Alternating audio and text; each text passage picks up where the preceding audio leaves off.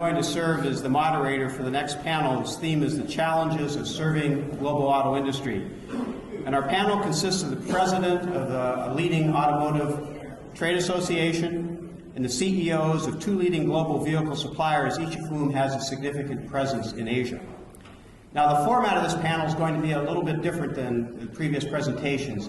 Each of the presenters will talk for about 5 minutes, and then I'm going to pose a series of questions, and then we're going to open it up to the audience so we get some interactive roundtable dialogue going. So our first presenter today is Neil DeCoker, and Neil's the president of the Original Equipment Suppliers Association, or OESA. OESA is the leading trade association for Tier 1 automotive suppliers in North America. It represents 370 companies with global automotive sales of over $300 billion. Neil's 45-year career in the auto industry includes 23 years at GM, where he played a key role in the establishment and development of the Saturn Corporation. He spent 4 years at Magna as a senior vice president. He also served as senior vice president of Woodbridge and Masco Tech. Neil serves on the boards of a number of organizations, including the Center for Automotive Research, the SAE Foundation, and the Japan Society of Greater Detroit. Please join me in welcoming Neil DeCoker.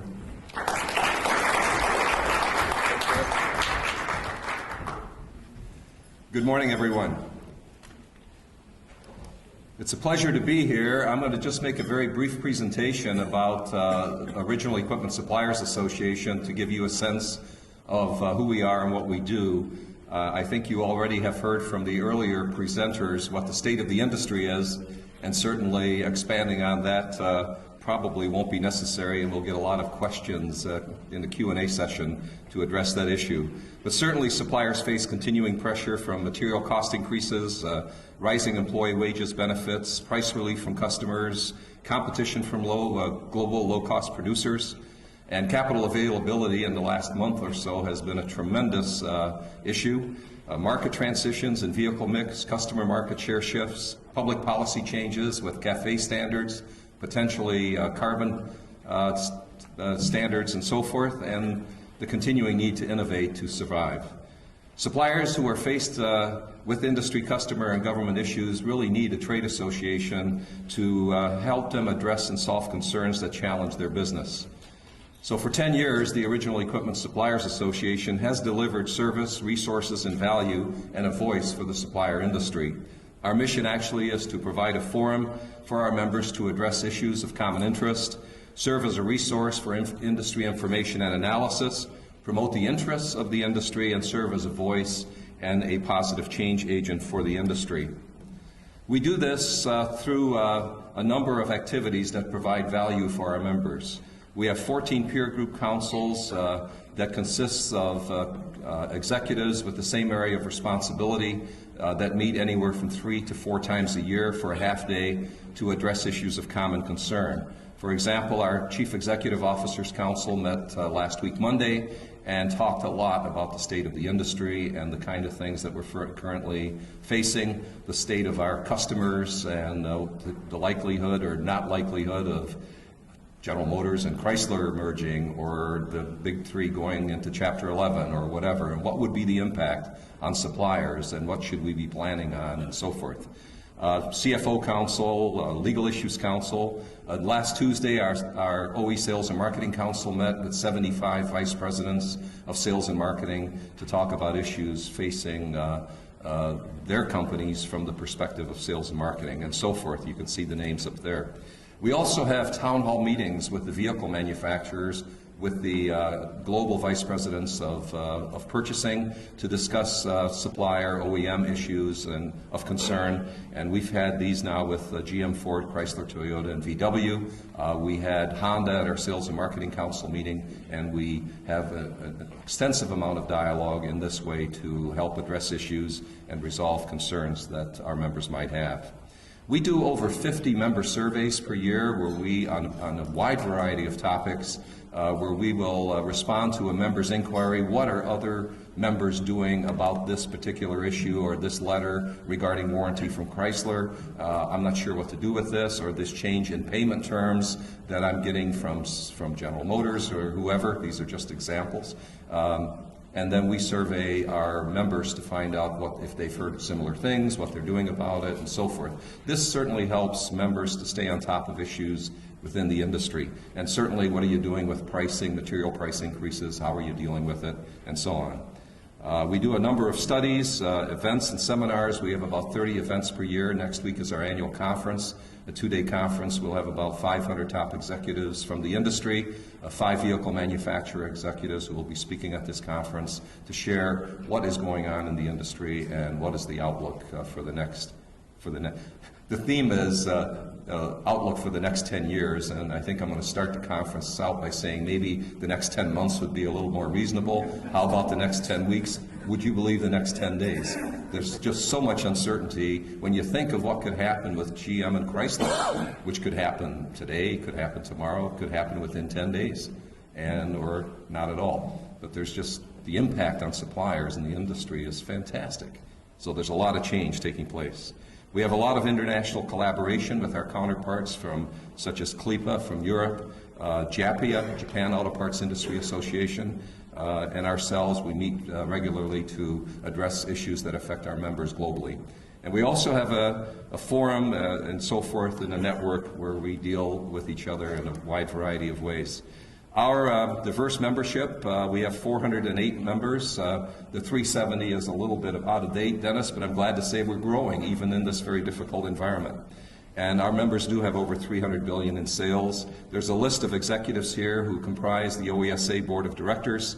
They include people like Tim Manganello, who is here today, CEO of Borg Warner, Peter Marks, the CEO of Bosch, George Perry, the CEO of Yazaki, and on and on. We're very proud of the willingness of these executives to serve on the board of directors of OESA.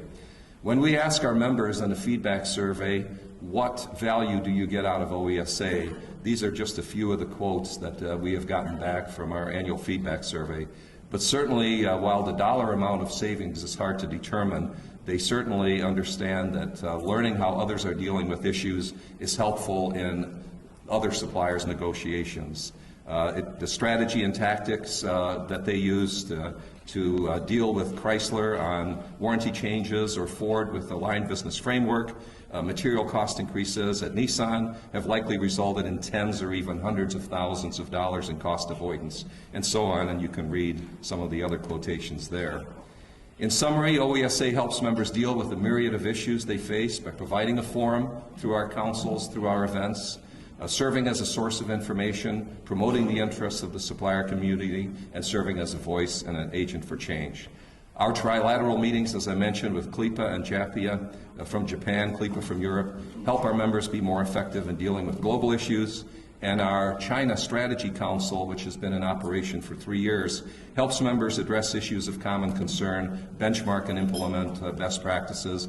In fact, they are meeting in Shanghai November 10th and 11th, and what we're doing is our 33 member companies that are North American companies that have a presence in China will bring their Chinese nationals who are operating in China together at this meeting in Shanghai to help them get to know each other and help them meet each other and deal with the day-to-day issues that they face in human resources, in logistics, in dealing with government entities and so forth.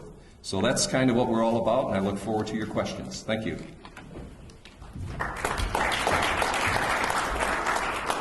I can add one other comment about Neil. He's really an industry statesman because he's done so much to try to improve the relationships between the suppliers and the OEM manufacturers. And I've seen that from both sides and really appreciated it. Our next speaker is Tim Manganello, who is the chairman and CEO of Borg Warner. It's a global supplier of highly engineered components and systems for vehicle powertrain applications. Now, last year, Borg Warner had sales of about $6 billion. It operates manufacturing and technical facilities around the world. Tim's been the CEO since February 2003, and under his leadership, Borg Warner has expanded its global and customer footprint. Tim began his career in the auto industry back in 1973 with Chrysler. He's also a director of the Bemis company, is on the governor's board of the World Economic Forum, and Tim and I share something in common. He's currently the chair of the Detroit branch of the Federal Reserve, and I held the same position in Cincinnati a few years ago. So we aren't going to take any responsibility for anything in the financial markets. We're just here to talk about automotive. Please join and welcome Tim.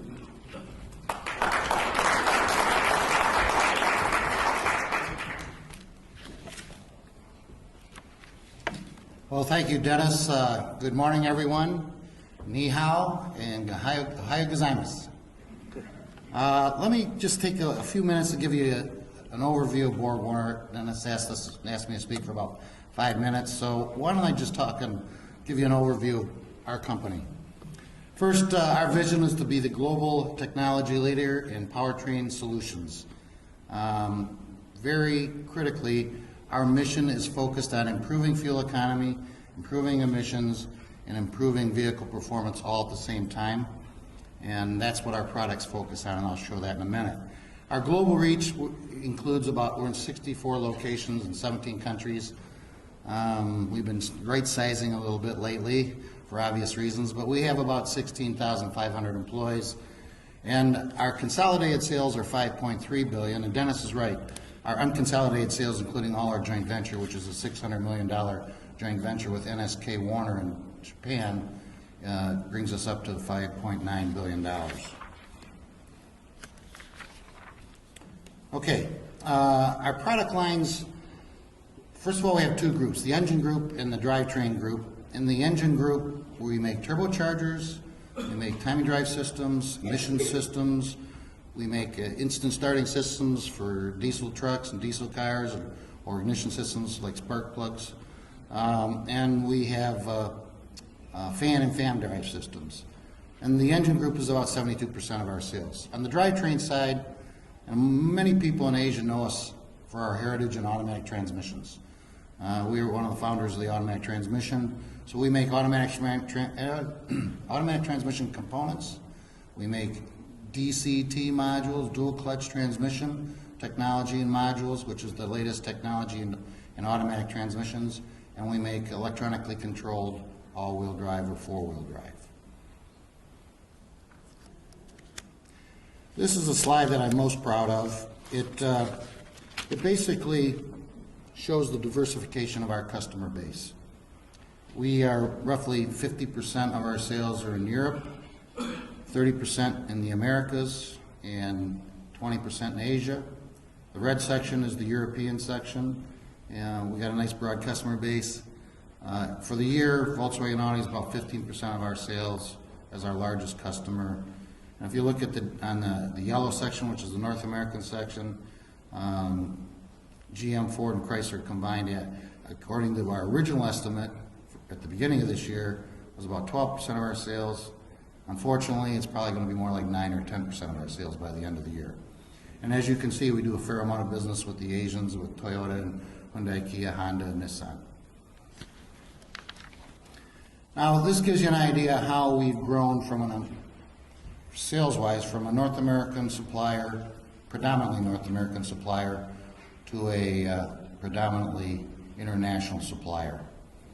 If you take the left side of the graph here at 2000, 47% of our sales are represented by the yellow section, and that's the Detroit 3.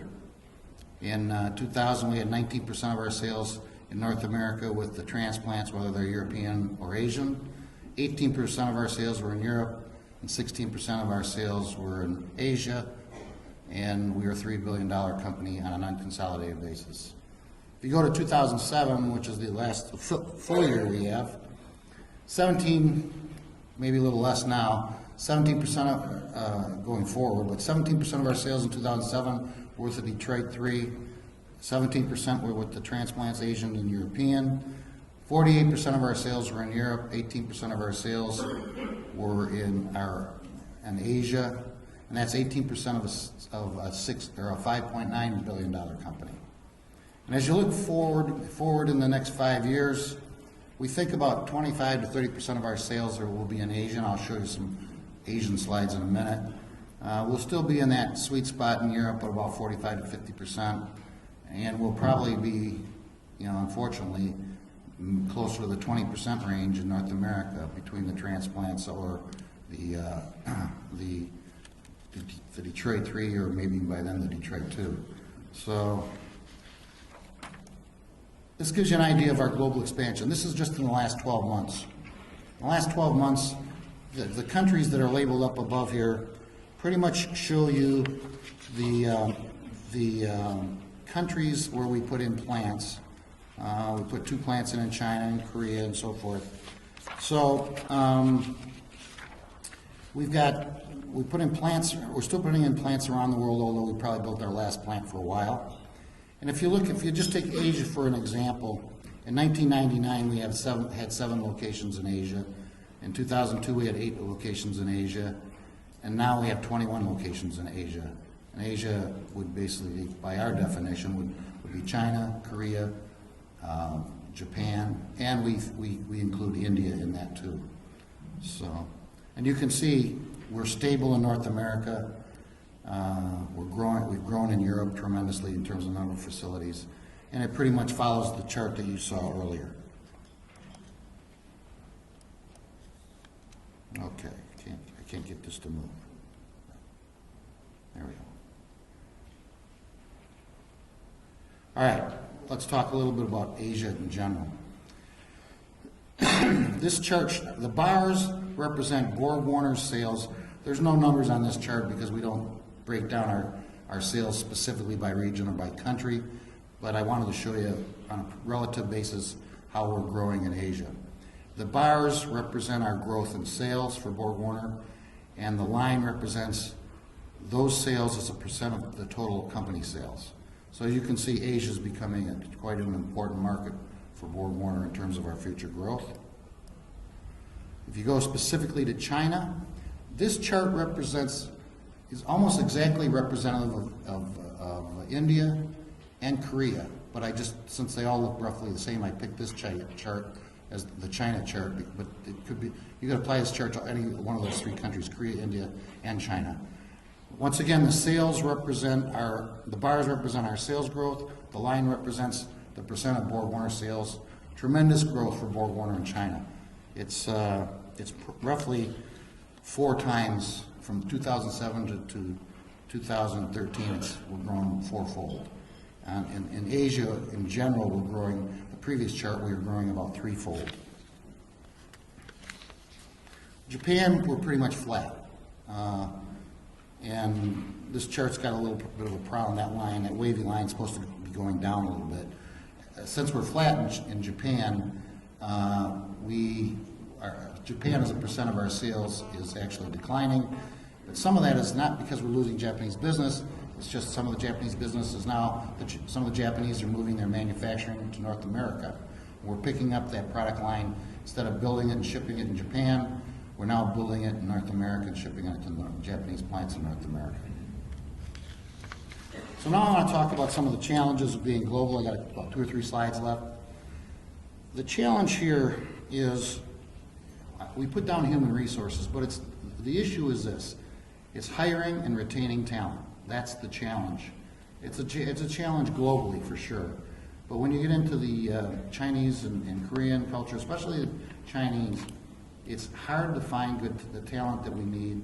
It's hard to find trained talent. And once you find them, it's hard to retain them. Chinese people are very smart. They're very ambitious, and they move around. So we cooperate with some of the best local universities in China to hire them right out of school. We groom them, we teach them our product lines. We try to basically help them learn the Borg Warner culture, and we try to get them embedded and entwined in Borg Warner so we can retain the people within Borg Warner. Then some of the other considerations as you do business or challenges is we constantly work with our employees to help them understand and be aware of the cultural differences. Being a European in China or an American in China doesn't necessarily mean you're right.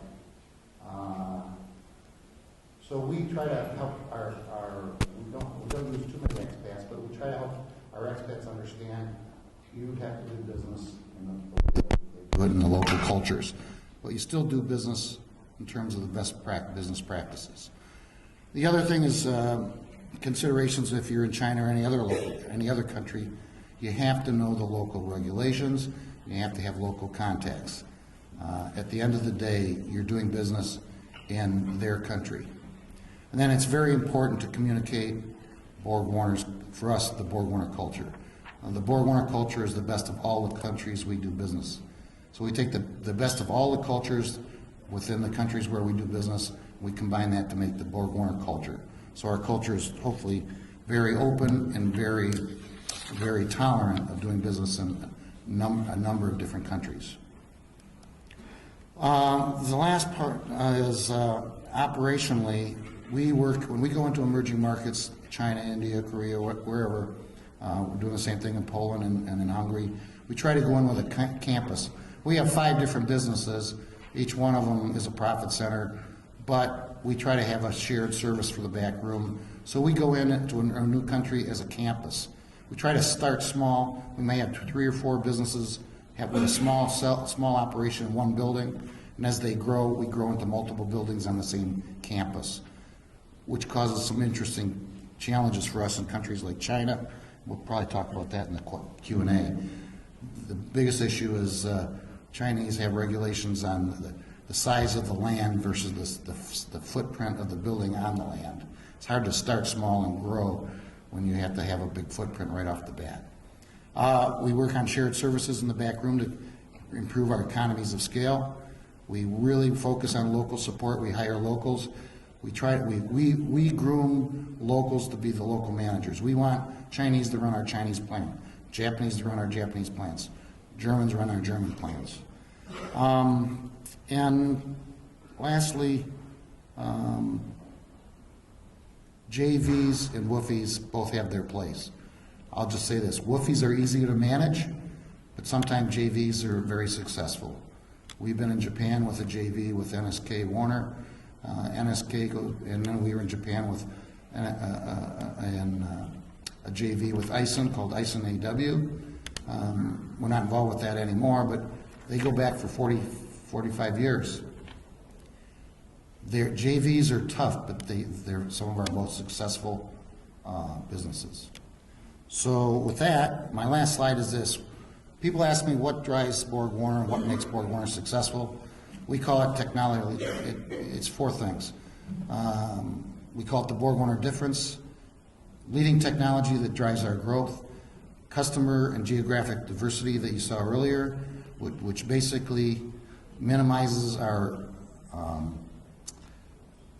minimizes the impact of any single OEM or any single market on our business, good or bad. We focus on cost reductions, and we have a strong balance sheet and good financial discipline. So with that, whoops. Thank you very much. Sheshe.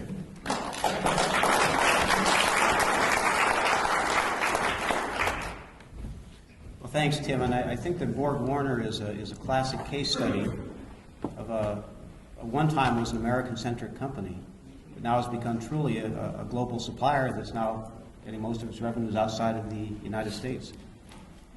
Our next speaker is Chip McClure, and he's the chairman of the board and CEO of Arvin Meritor, which is a leading supplier of integrated systems, modules, and components to the motor vehicle industry. Last year, Arvin had sales of $7 billion and employs approximately 18,000 people in 24 countries. Now, Chip's had more than 25 years of leadership experience in the motor vehicle industry. In fact, I think his career is as varied as any I've ever seen. Prior to Arvin Meritor, he was the CEO and president of Federal Mogul, another global supplier of automotive components. Prior to that, he was the president and CEO of Detroit Diesel. He grew up at a company called Hoover as part of JCI. It's where we at Toyota first ran into him. I had the honor of serving with Chip for several years on the board of the National Association of Manufacturers. We've all come to know Chip as a strong leader, and he's been very active in public policy in Washington, and we also appreciate the stance he's taken on corporate responsibility. So, Chip.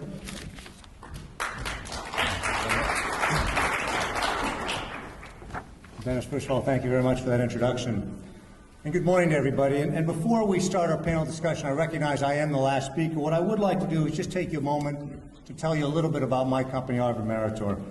As Dennis said, we're almost a $7 billion company. We're a supplier of a broad range of complete systems, modules, and components for the motor vehicle industry. We serve the commercial truck, trailer, specialty, and commercial vehicle aftermarket, and are also a supplier to the light vehicle manufacturers around the world. We have a strong 100-year heritage going back to the days of Rockwell. And as Dennis had mentioned, we have approximately 18,000 employees operating in 103 locations in 24 countries on 5 continents. We do believe we're one of the most geographically diverse suppliers in the Tier 1 industry space today. More than 50% of our business is now outside the United States. And our goal, quite frankly, is to continue to expand this global footprint with a focus on aggressively growing in the Asia-Pacific region, with a focus on China and India, and also in Eastern Europe, with a long-term focus on Russia. We believe we have the advantage in both of these regions because we're not new to any of them. We've been operating in the Asia-Pacific region for over 40 years. We started marketing our products through a local partner in India back in the early 60s, and then started manufacturing operations in both China and in India in the mid and late 1980s. And I have to tell you, these have been very successful ventures for us in both areas.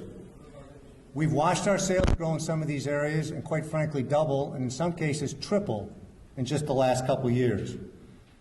Although we are exporting some products from these regions, our primary focus in both of these regions, both India and in China, is to actually build product for domestic consumption there. And as many of you know, China and India will soon account for almost half the global GDP.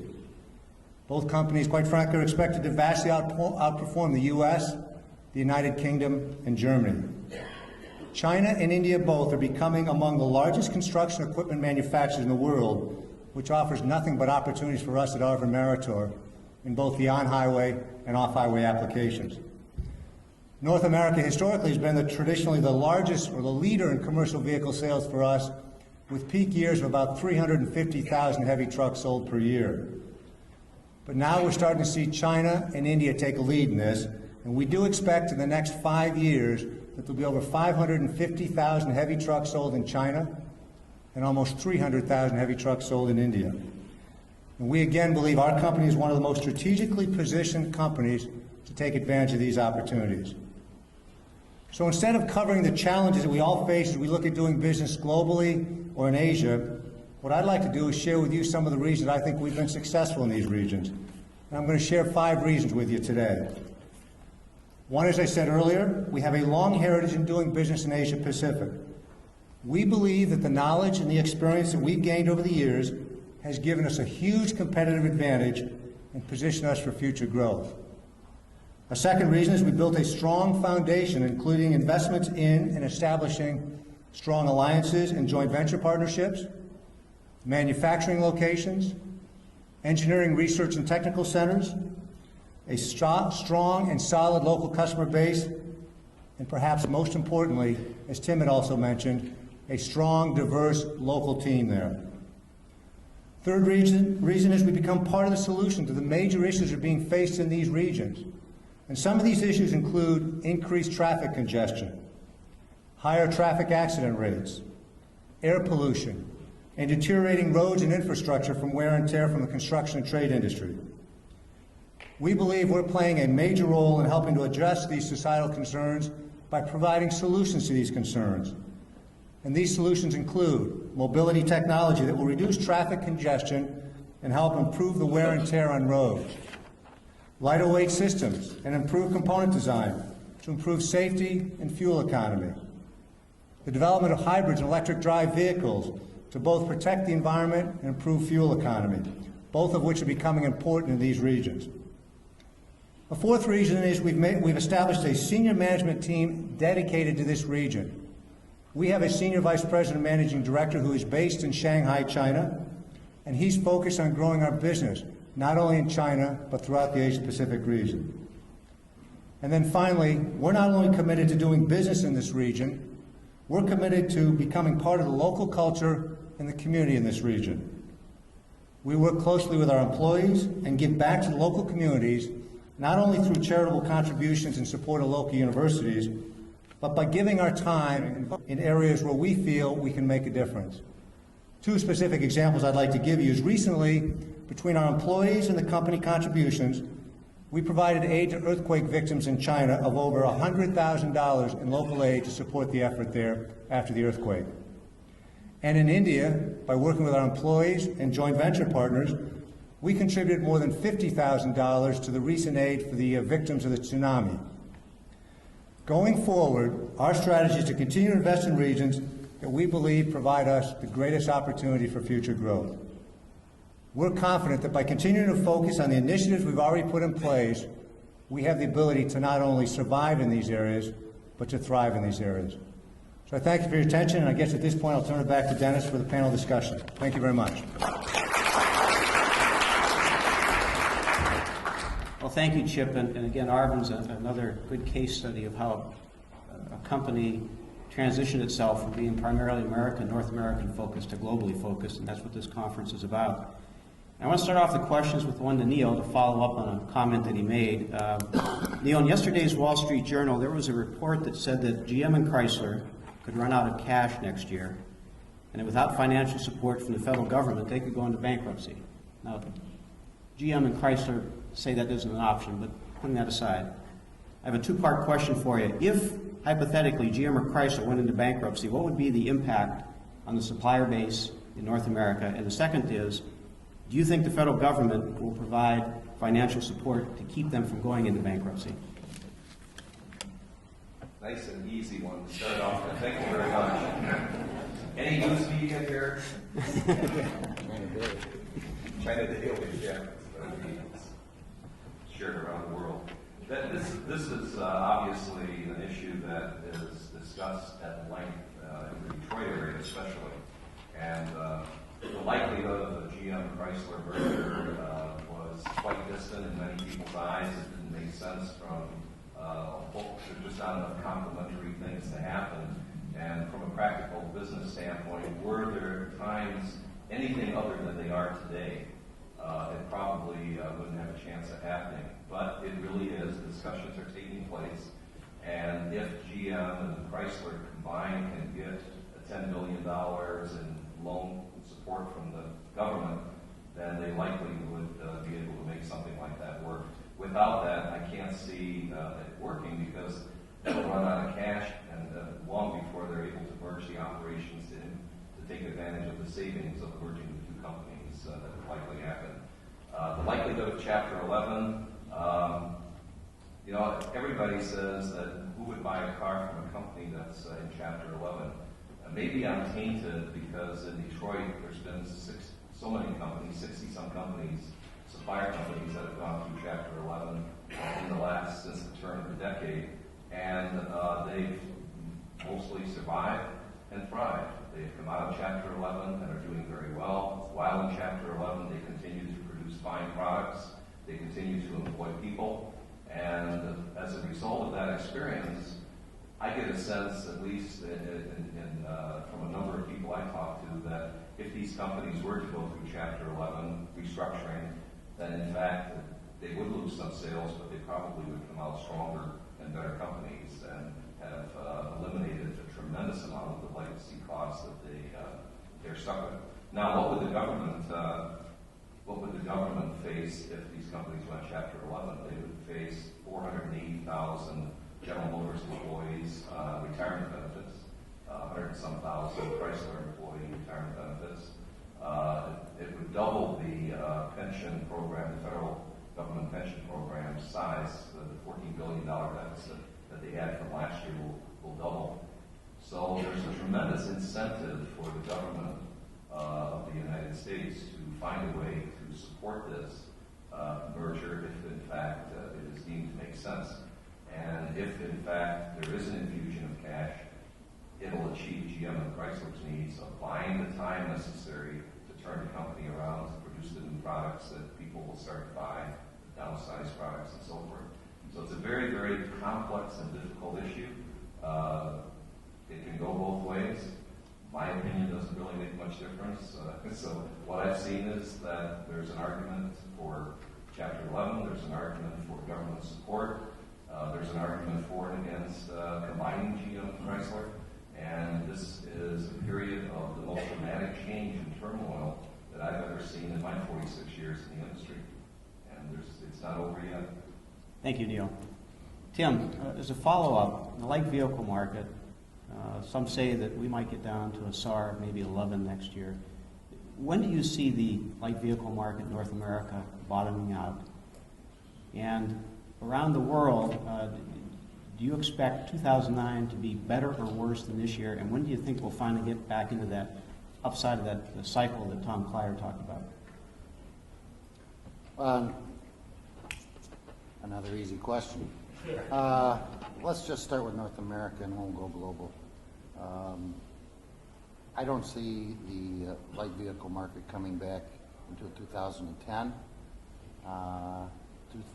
We run our numbers, and it looks like 2009 will be worse than 2008.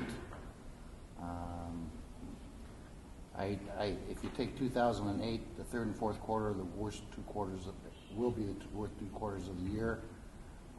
2009 will be worse for the full year, worse than our opinion, worse than the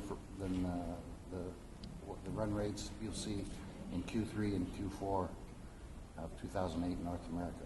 So consequently, we're basically trying to size our company to be right-sized for probably something that's slightly less than, somewhere in the 5 to 10% range, worse than the third and fourth quarter of 2008, through all of 2009. You're starting to see similar things now in Europe. Europe is basically, actually, they're seeing cuts almost the same size as North America.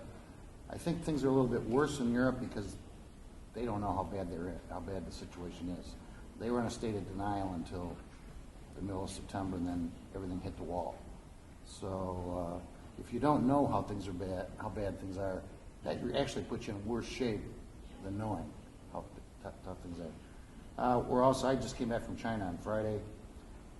China's going to continue to grow, but it's going to grow at a much slower rate now in the auto sector. But China will still be the shining star of growth in the automotive sector, at least light vehicle. But instead of middle-level double digits, like 14 or 15% growth, it would probably be in 8 or 9%, or maybe 7 to 8% growth. But 2010, I think, is where we may start to see some light. And so that's about as positive I can get. Thanks, Tim. I do understand there's some island in the Pacific where car sales increased by 50% last month, so maybe it's a harbinger of things to come. Where is it? We'll put a plant there. Chip, Arvin, of course, is heavy into the commercial vehicle market. Can you tell us what the current state of the commercial vehicle market is, and when do you see a rebound? After listening to that prognosis from Tim, I'm glad more of our business is in the commercial vehicle space. But as you know, our America, 2/3 of our business is commercial vehicle, 1/3 light vehicle. And if you look at the commercial vehicle, which is really primarily here in North America, Class 8 trucks, quite frankly, we've been in a recession for 18 months. Our sales back in March of 2007, if I give you that next quarter, the second calendar quarter, the market actually dropped by about 50% in one quarter. I will tell you, anybody that's used to the heavy truck market knows we tend to go through these fairly significant cycles here in North America. So that part was not unexpected. The reason it dropped off as quickly as it did was because renewed emission regulations went into place in 2007. So there was a full expectation that there would be this kind of drop. Most people, myself included, expected the duration of the drop to be about 2 quarters or 6 months. And as I said, that was 12 months ago. And so rather than a 6-month downturn, we've actually seen 18 months of that. Started to see a little bit of a pickup this summer, but then obviously with the economic challenges that started here in the U.S. and emanated around the world, and I'll kind of talk about the rest of the world in a moment, we do clearly see that continuing. So from this 18-month type of position, we clearly don't see that starting to pick up until probably the middle of next year, the middle of 2009. So as opposed to the light vehicle space, which we're also in, and I tend to share some of the same views that Tim does on that, both here in North America and really on a global basis.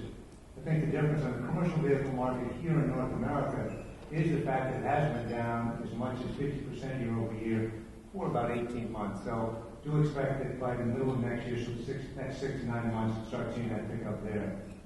If I move to Europe, that market was very strong until about the August time frame, so until about 2 months ago.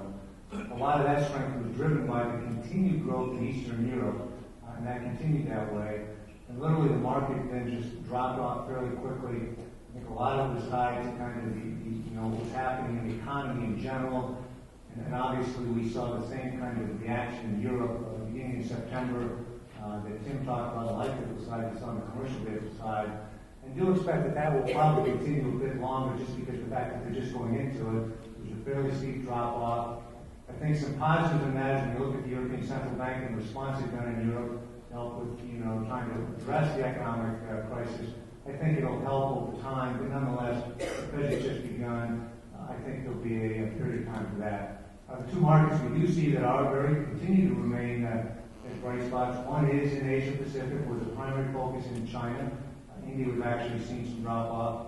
But again, for us in China, a lot of that, as I indicated, is the off-highway business. As they continue to grow roads and build roads and infrastructure, that's right in a major part of where our business is on the off-highway side. So we continue to see that strong, albeit, as Tim has said, rather than double-digit year-over-year increase, probably more single-digit.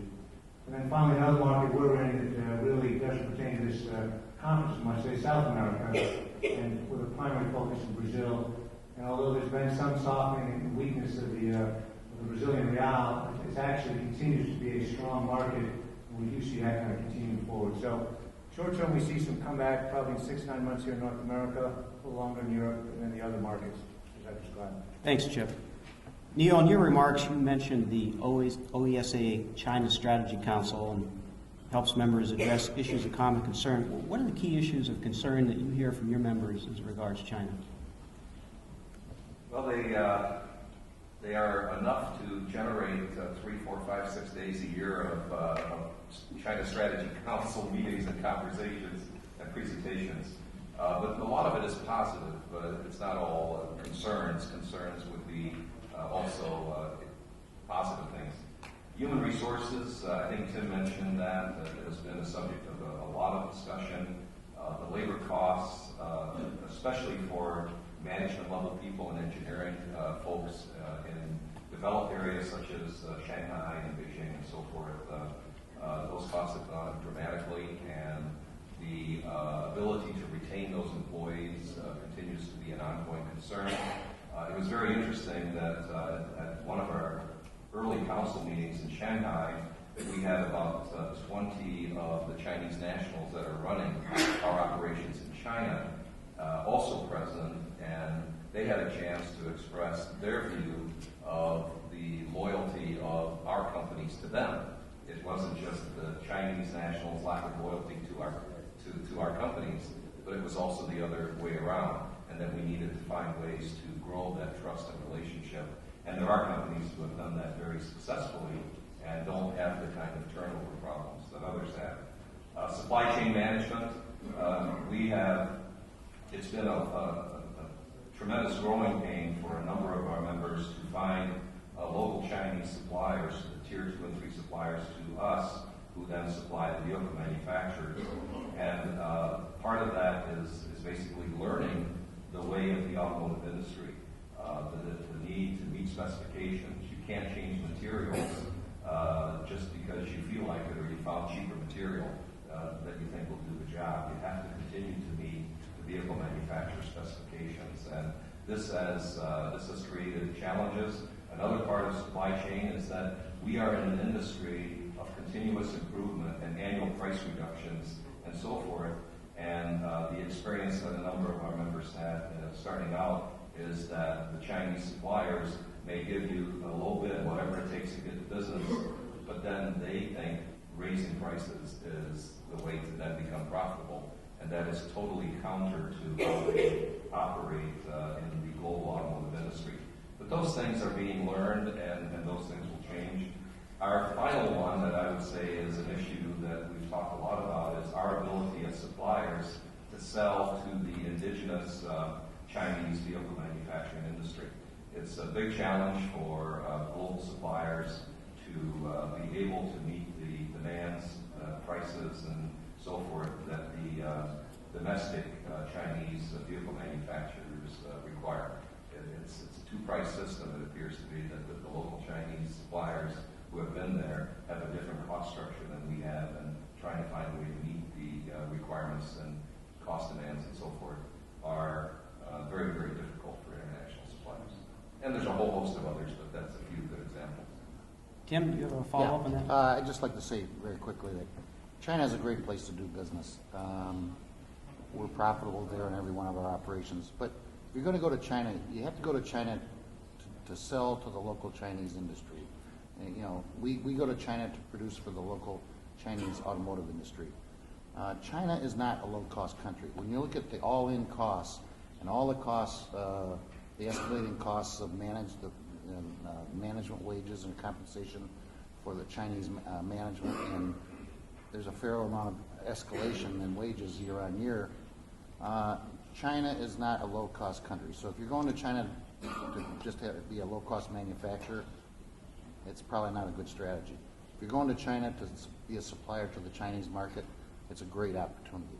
So, but the Chinese pay scales are escalating, and they're becoming fairly world competitive, at least in the industrial sector for the kind of skills that you need to hire. And but it's a great place to do business locally. Chip, do you want to make any comments? Yeah, I certainly agree with what my colleagues have said up here. And, you know, I think the other thing is you look at, you've got to look at China as kind of the long term. As I said, I'm pleased we've had manufacturing facilities there since the 80s. And I think Tim talked on his comments at the beginning, talent becomes the big item. One of the ways I tend to measure companies that are successful in whatever region it is how much they have in local management versus expats. And I think it's good to have a good combination, but I can certainly think of a number of companies that have done that, which has been purely done with expatriates, and you really can't do it that way. You've got to spend the time, make the commitment to develop the local talent. It may not happen overnight. I lived in Europe in the early 90s, and I can remember the same challenge moving to Eastern Europe. And obviously you want to sprinkle in certain people from Western Europe as expats. Same thing in Asia Pacific. But those companies that have been a long period of time, both Borg and Automotive, I think that we included in those groups, have been there a long period of time and have a good local management. The other thing I will mention too is the community support. And I mentioned earlier that I'm certainly pleased and proud of the fact that we did contribute to the earthquake relief, the recent crisis that took place in China. But I will share with you, because I was over in China about 2 months ago, and I met with the vice chairman of one of our plants in Zhujiao, I met with our joint venture partner, I met with our customer, I met with our employees. And one of the common themes that I heard throughout was the fact that we indeed as a company, not just a local entity, but a company globally, really contribute to this effort. So if you really talk about it, it really is a commitment to that culture and community. And that was one that I really took back from it, that, you know, people started with that locally, but we have a corporate giving area. And what we did is kind of a coordinated effort. And I mentioned too, both in China and in India. When I was in China recently, it got mentioned to me. I think that's another thing, is you look at kind of a commitment to the culture and the community is really kind of important. Thanks. Neil, another softball for you.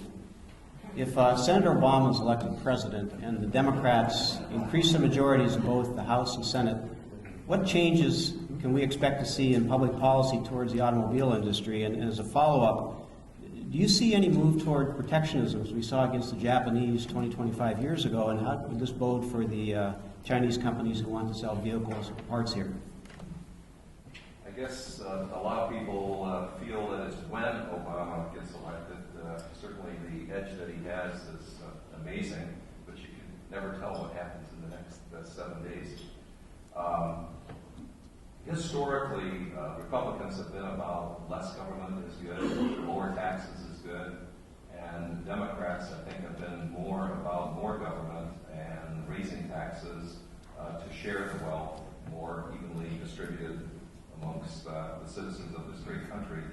So I think that if that, as a generalization, is true, that we likely, as Obama has said, there'd be some raising of taxes, but only to that small percentage of very rich that will then be distributed to others.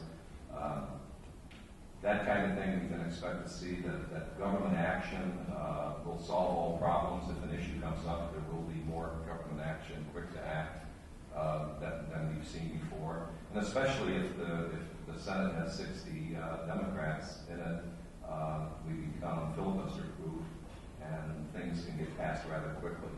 So we could expect to see more of that. In terms of protectionism, we're all members of the WTO. There isn't a lot we can do and get away with in terms of the traditional protectionism prior to WTO and our free trade agreements. But I think free trade agreements won't expand very much. We're under the Republican administrations, they're constantly being negotiated around the world. And I don't know if under the Democratic regime, whether we would have as much growth in free trade agreement or renewals. NAFTA, for example, is something that might become questioned again as the value of it, even though it's proven with all the statistics that have worked very well. But a little more government. Thanks, Neil. Tim and Chip, as a follow-up, Tom Plyer mentioned, he made a comment that history has shown that if you're going to become a significant player in America, you have to build here. So if the Chinese parts makers and automakers want to do significant business in North America, they're going to have to follow the example of the Japanese and Koreans and Europeans and begin making significant investments here. Well, I would just say that I think that's proven out to be the natural evolution of things.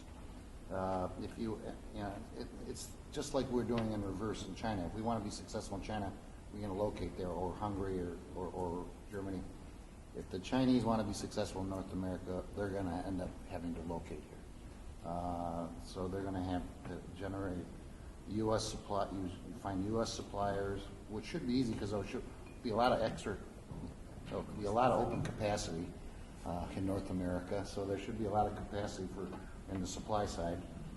They will have to locate some of their assembly plants here. They'll have to, before they bring their assembly plants in, they may end up putting in some tech centers so they can kind of learn the local safety regulations and emissions regulations and some of the local customs so that they have the right product for the right market. But I think it's just the natural evolution of things that if they want to be successful in North America, they're going to have to come here with build vehicles, engineer vehicles, and use some of the American suppliers along with it. And at the same time, they'll probably bring some of their own supply base, just like the Japanese have done. They brought some of their own suppliers over here to kind of, keep continuity in their business plan. Yeah, I also got on the commercial vehicle side. Tim obviously talked about the light vehicle side. When we talk the commercial vehicle side, first of all, I start with our company. The good news with our products are they're really big axles and brakes and suspensions. They don't ship easily. So the good news is for us, we have the ability that wherever our customers, which are the heavy truck customers or off-highway customers, are building their product, they're not going to ship them around the world. So the good news is because our products are big that way. If I move down that chain into the OEMs, I think the same thing does exist. I think, again, when you look at it, and I'll kind of use, Dennis, back to yours, my experience with the Toyota example, that you really kind of come in here and have to build that base here, build that supply base. I thought, the slide that showed kind of the concentric circles, and I can remember those discussions years ago dealing with Toyota and really having that important that way, that as our truck customers or off-highway customers look at what markets they want to serve, kind of the same way that Tim and I both talked about us, serving the local markets in China, the same way is in reverse. But they're going to have to be here, and as I said, at least for our products, because they are so freight intensive, I think it's a big opportunity for us. But I do also think that over time you'll see that kind of globalization as far as manufacturing on the OEM side also. Thanks, Chip. One thing I would add is if the Chinese do decide to come to North America, it ought to be pretty darn easy. I mean, there's going to be a lot of suppliers available to buy. There's going to be a lot of technology and a lot of trained people that are available that know the auto industry. If they want to buy an assembly plant, there's lots of vacant assembly plants over here. It's a lot easier probably to locate North America now from, if you're an outside, if you're an OEM in an outside country and you want to localize in North America, it's probably about as easy a place to localize in the world, because if you go to somewhere else in the world, you got to start from scratch. Over here, the infrastructure is already here. Just 30% of it's empty. Thanks. I did promise some time. I have a few more questions, but if we have any questions in the audience, we'd like to take those. So please, would you go to the microphone, please, so we can hear you?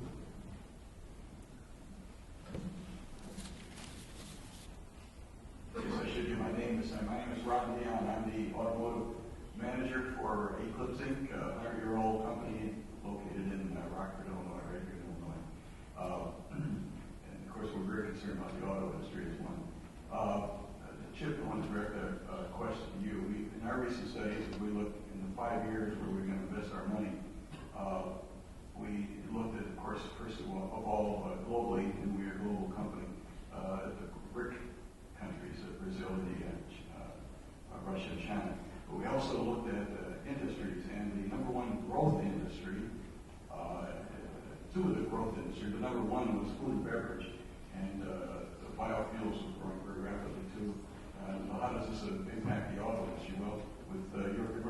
vehicles.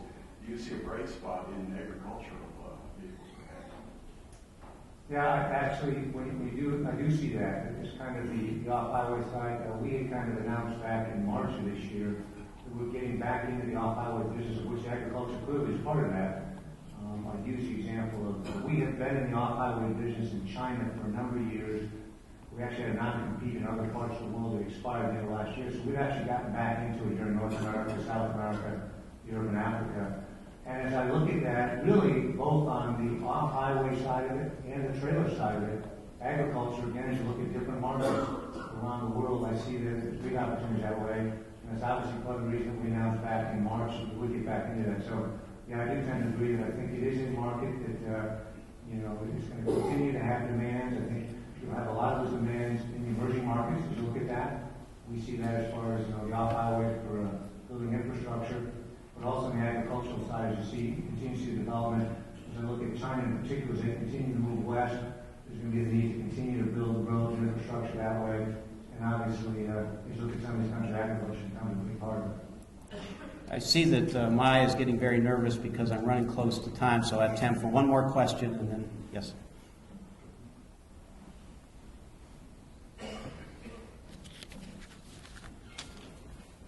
Good morning, Ed White, I'm Senior Vice President International for Briggs & Stratton. This question is targeted to you, Tim, of Borg & Warner. Right now, Briggs & Stratton is going through some transitional issues with regard to team members and employees there. The question I have for you are two. Number one, for the employees that you do have in China, are you throwing money at them to retain them when they have another offer from a competitor or another company? And number two, are your country managers expats or are they local Chinese? Well, first of all, being in the auto industry, we don't have the ability to throw money anywhere. Although we are profitable, I will say that. We actually do a pretty good job. Our turnover and our retention, our turnover is pretty low and our retention is pretty high within our Chinese operations. And right now, we have about between 600 and 700 Chinese people on our payroll, and they're great employees.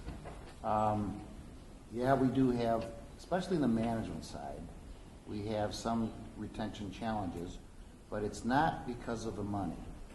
It's because they are ambitious and they want to be promoted fairly quickly. What we have had, because we're growing in China, and, like I said, I think fourfold, we have the ability to give these people challenges, career challenges that will keep them with Borg Warner. And yeah, with the promotions comes more money, but they're actually doing it because of the challenges of the job. Now, we had a gentleman that's a general manager. He was in Ningbo. His family was in Shanghai. He felt he had to leave the company because he was as far as he could go in Ningbo.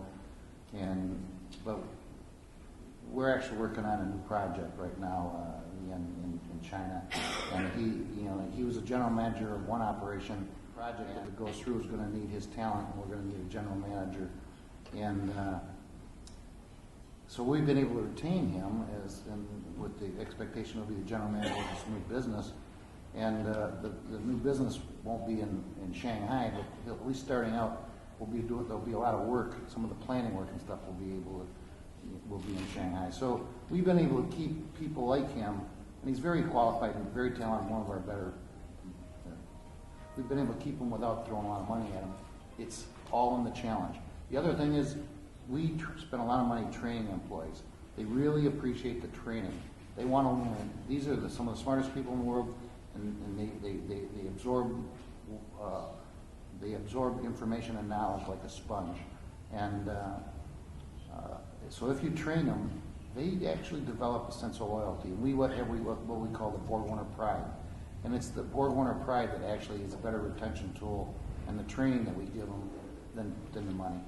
It's not. Everybody thinks it's the money. It's not all the money. But I will tell you, there is a group in China. There is a group of people that we call mercenaries. But they job hop all the way around. They get a great a great resume with Western companies. They look really great on paper. They've worked everywhere. They got a very high inflated salary, but they're not that necessarily any better than somebody that's took the slow approach. So. Well, thanks, Tim, and I wish we had a little more time because I'm sure we have some other questions, but I have to wrap up this panel. Would you please join me in giving a warm round of applause to the panel? And I do have a little memento, not the cup, but we have this other thing that I'm supposed to give you. It's a, I don't know what it is, but it's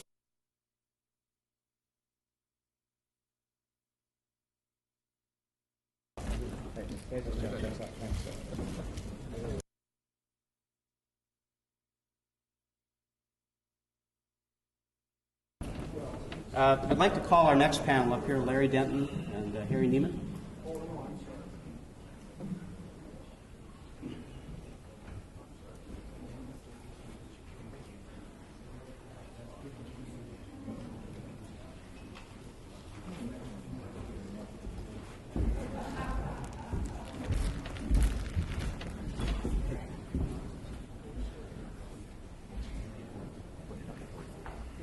Wait. Okay, our next panel is entitled Managing the Cultural Differences and the Challenges of Selling to Global Suppliers. Our panelists include two individuals with extensive experience in selling to Asian, Japanese, Chinese customers. The first panelist is Larry Denton.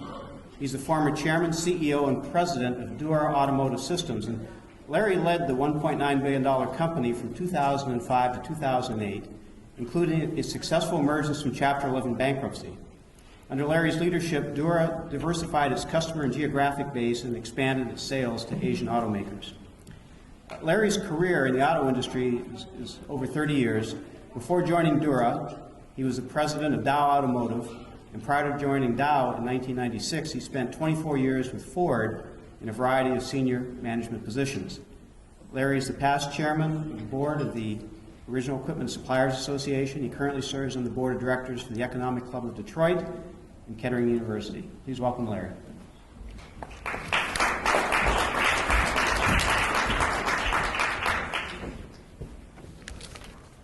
Oh, thanks, Dennis. I've already got some comments. How did you get asked to speak about culture? And in fact, many in the audience thought I didn't have any at all. So I'm going to do my best in this cultural assignment.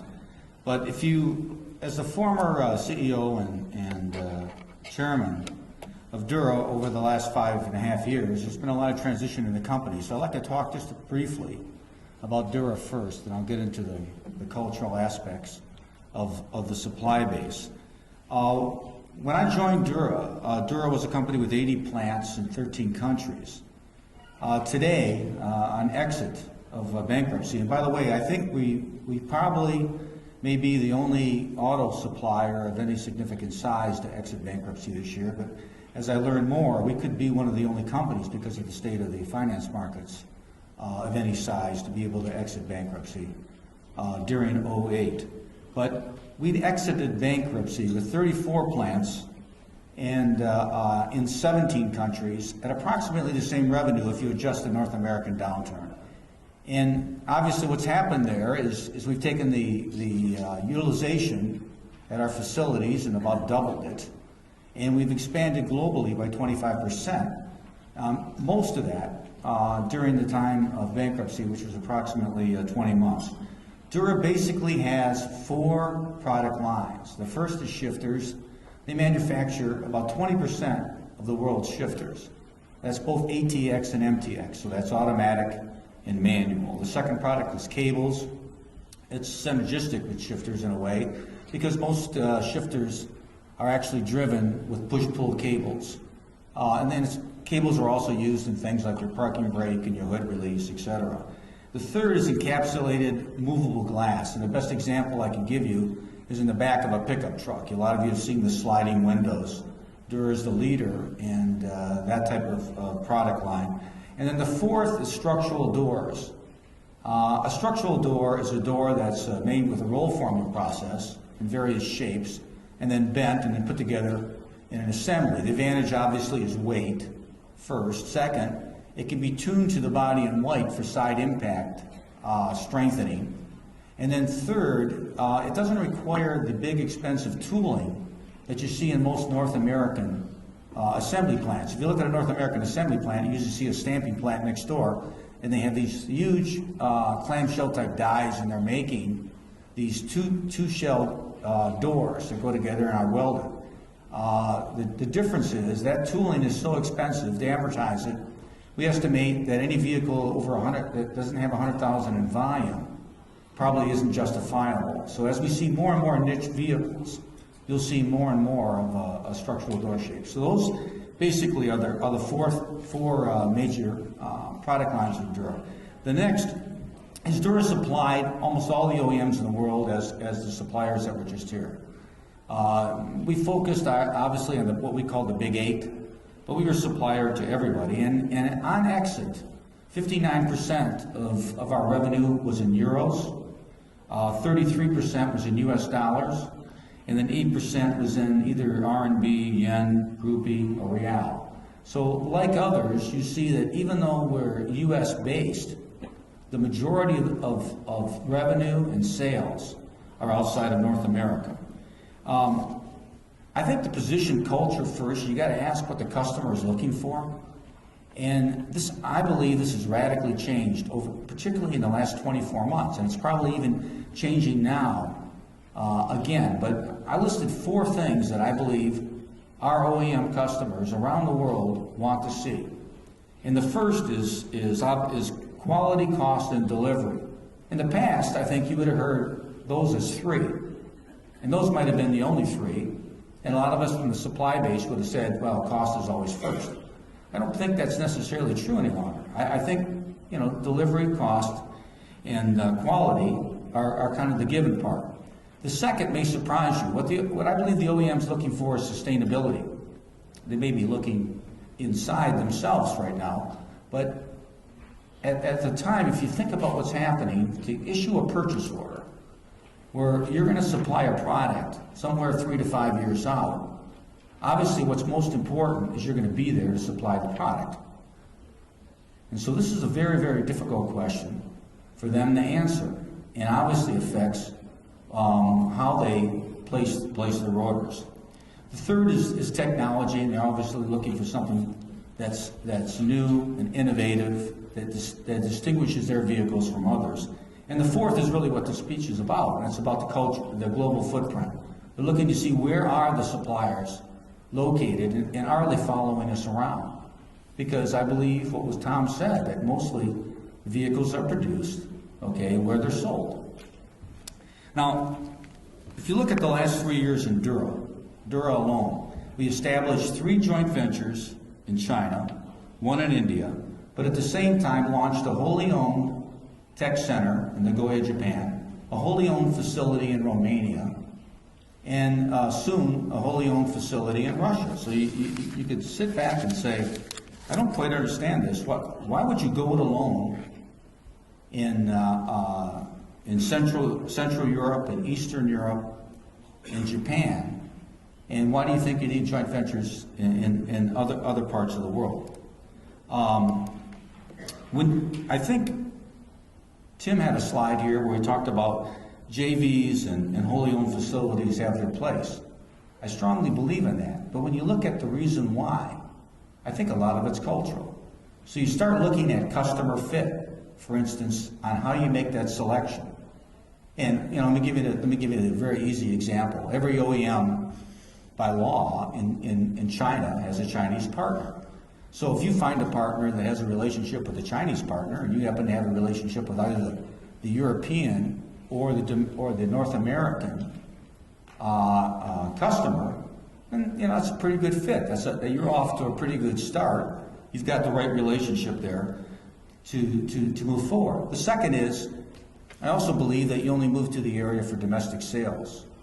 The game of chasing wage rates, is a dangerous game. You ought to move where the customer is, and if there's some short-term opportunity for export and supply, that's fine. But long-term, you want to be by and where your customer is located. So maybe your customer brings Cherry sales, for instance, Great Wall sales, Brilliant sales. Okay, and so you pick the right partner to be able to do that. And the third thing is, by having some support in that area, culturally, does it bring you speed to market? Can you move faster? Our Romanian venture, when we went it alone, was very difficult for us.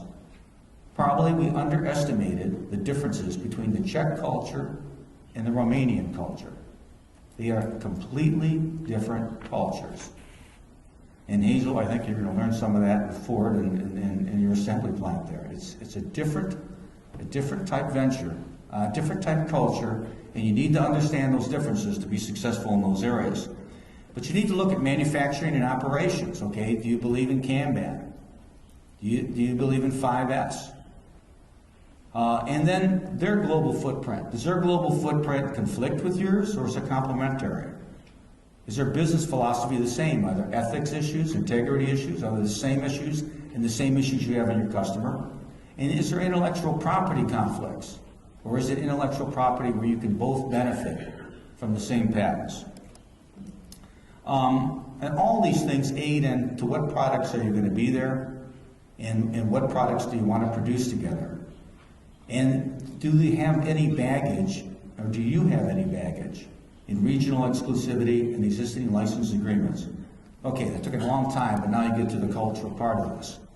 To make a joint venture work culturally with your partner, it's my strong belief that the CEOs have to be mentally aligned. There can't be any hoodwinking. I've heard people talk and say, well, you know, eventually we'll just take over the partner. If you go in with the attitude, a couple of things are going to happen. One is the customer is going to pick up on it. Two, your revenue is going to go down. And three, you're going to end up with less income in the long run. You better go in with the same clear vision of how you want to grow, where this needs to be in 10 years, and how you're going to grow together, and which culture are you going to put forward to aid in that growth. And you better have a clear understanding of all the boundary conditions. Okay, I've taken more of my 5 minutes then, so turn it over. Thank you.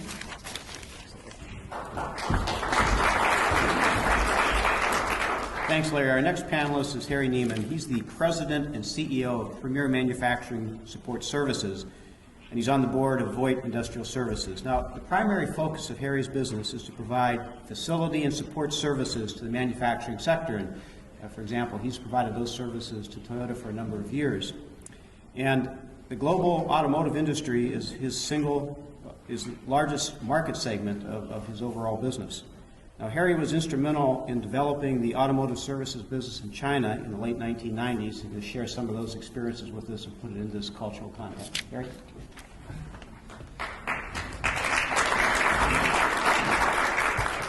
Dennis, thank you for that introduction. Just maybe a point of order. Larry and I had agreed privately that if those were softball questions that you indeed served up to Neil, that if you're going to serve up any hardball ones, he and I are going to develop a chronic case of laryngitis here pretty quickly. So, Neil, nicely handled on your part.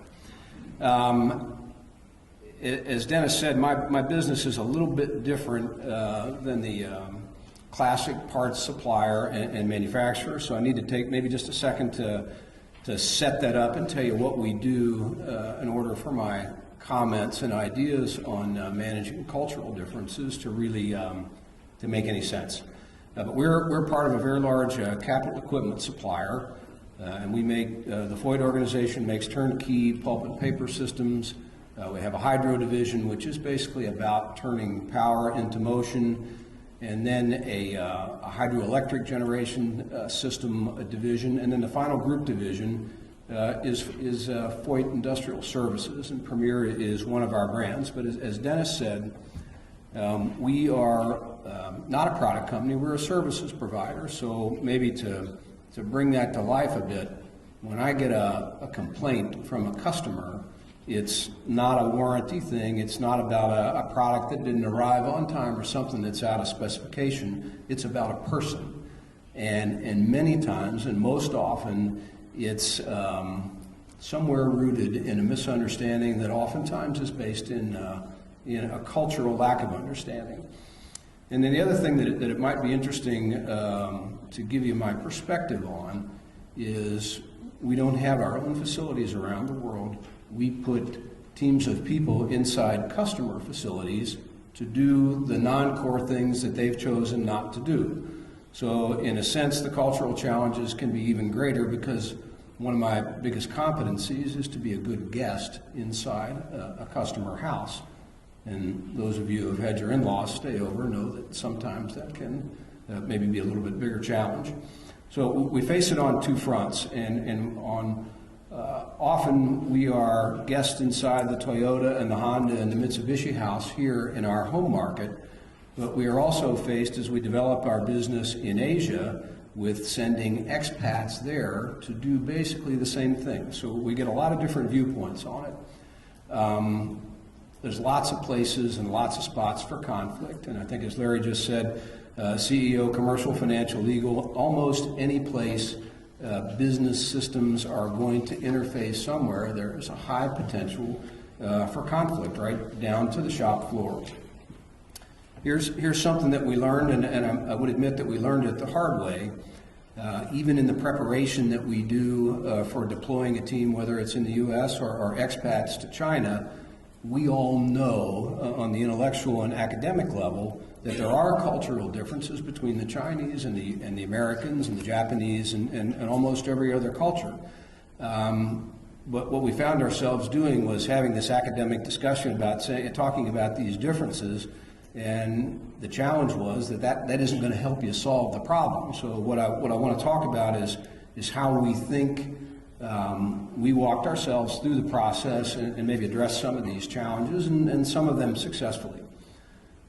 The first thing I would say to a group of business leaders that were looking at doing business either in Asia or with the Asian suppliers is that you, in preparing for understanding of cultural differences, you first have to do a gut check, so to speak, of your own culture and your own core values, so you know what the basis for any bias that you may have.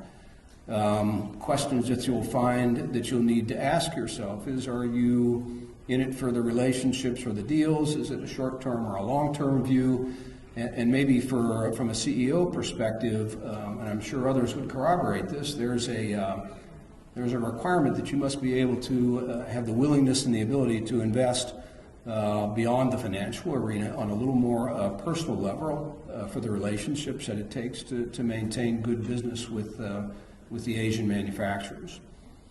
The second thing that I would say is it's critical to prepare not only your company culture, but those who would accept these assignments to have some level of development of culture and cultural diversity in your home factories and in your home operations.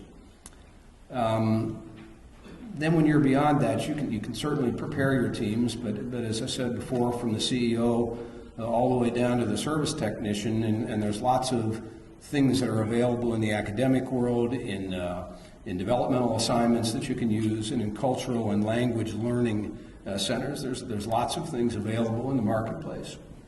But here's, at the end of the day, where it started to work for us.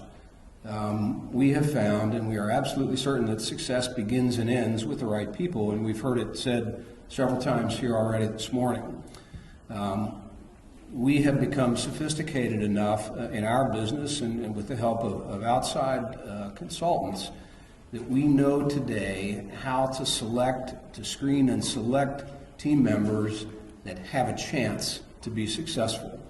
And we've identified competencies and characteristics, and these things show up to be consistent over time. Adaptability to change in the face of new cultures and uncertain environments. There's also a certain level, a definite level of intellectual curiosity and the ability to listen and learn about others that's really important. High degree of need, and I'm sure this will be supported amongst the other panelists, for emotional composure in the face of some of these cultural challenges that can be pretty tense, and then an intense empathy for really wanting to understand what's going on with others around you and around the world. So wrap up before Q&A, 4 things. Check and understand your own culture first, so you're connected with your own biases. Create a diverse workplace. Screen and assign because the tools are there, and we're able to do that today. And finally, before you spend any money training and development, make sure you got the right people to give them at least half a chance to be successful. Well, thank you, Harry. And Harry and Larry, almost sounds like a mail order house. You guys sell apple level. Let me ask the first question from the perspective of an American company. What do you see as the key cultural differences between dealing with Japanese businessmen and Chinese businessmen?